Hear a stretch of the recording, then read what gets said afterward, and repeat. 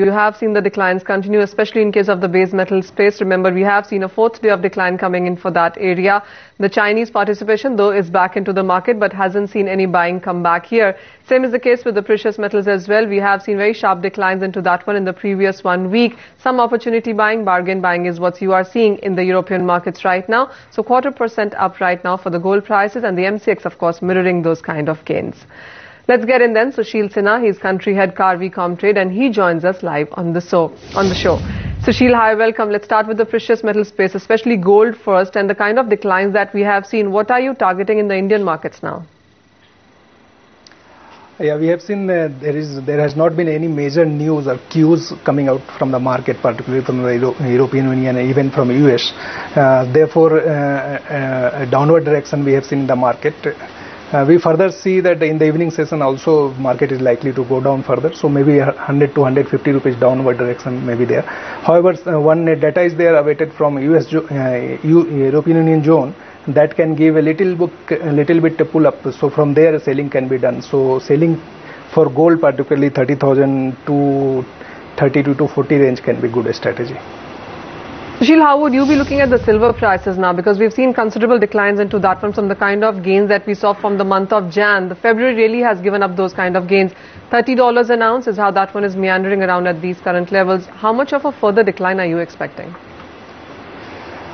Since there is no positive news coming out for euro currency, and secondly from Indian retail demand also is not picking up in the bullion segment, so therefore we think that further downside is expected, and further selling from 56,350 to 400 range can be a good strategy, but this is totally for intraday perspective, and I think 56,000 can be broken. Any positive news coming out from Chinese side will also give a strong direction. However, it is still awaited. Therefore, selling at 56,350 to 400 range for silver is a good strategy and can be booked around 55,800 to 900. Sushil, you mentioned about the Chinese participation there, and we haven't seen much of that really come in, especially for the nickel prices. The inventories are at around 2010 highs, and the prices have seen a very sharp correction. Exactly, because before lunar holidays, and there was some positive movement in the base metal complex. Even after that, and during the lunar holidays, and even after this, we have not seen much demand coming up, and therefore further correction has been seen in the entire base metal complex.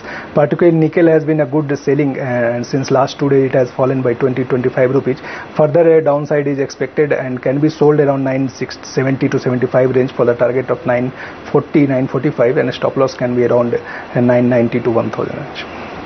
Sushil, let's talk about the energy space now, and we have seen some declines coming in for that one as well, especially after the IEA statement where they say that the higher crude prices are putting a brake on the economic recovery there. How are you reading into those fundamentals, and what sense in prices do you have now?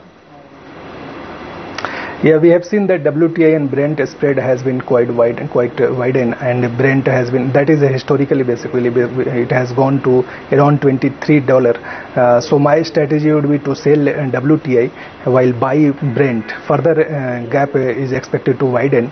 Therefore, on MCX platform, suppose for crude oil WTI, that is 5230 around, can be sold for the target of it can break 5200, and similarly Brent crude oil can be bought around 6370 for the target of 6400.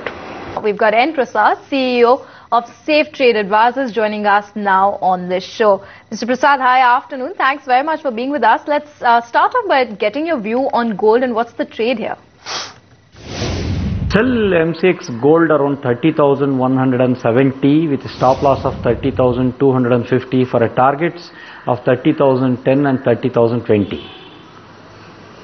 Internationally, gold is going down and it is near $1,600, which is a major support of 1,640 is violated.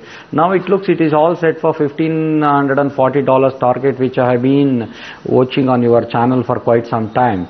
We are very bearish on gold because there is no respite at all in its selling. It's making lower highs and lower lows. This pattern clearly says it's in a bear trend. It's in a bear custody. So I find no reason why it should not go down below. Do you have a similar call on silver as well then, Prasad?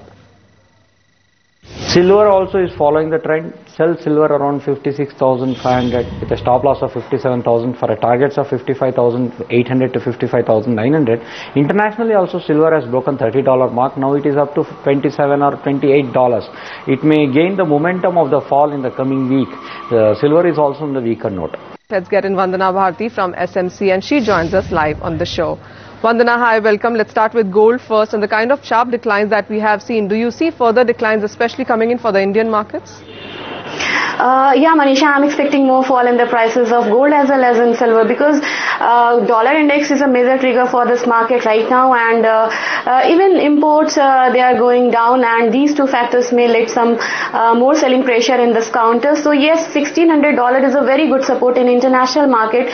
Breaking the level of 1,600, I'm expecting further fall towards the level of $1,580 in gold. So yes, for intraday, we can see some kind of rebound in the prices of gold as well as in silver, but yes, in short term we can see further fall in the prices of gold. So yes, I'm again a seller in gold, and 30,000 rupees mark is a very good support for this commodity in Indian market, and breaking this level I'm expecting further fall towards the level of 29,500.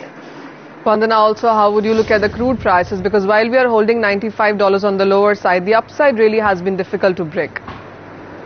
Yeah, even in crude, because again dollar index is a major trigger, and after the meeting of G20 we have seen a very sharp upside in dollar index. I'm expecting further upside in this in dollar index, which is a major trigger right now, and Japanese yen is really trading weak, and this is the concern for the market. Even GDP of Japan was weaker than expectations. So yes, even in crude oil, $94 is a very good support in international market. In NYMEX, in Indian market, I'm a seller in crude oil for the target of say 5180 in the March contract.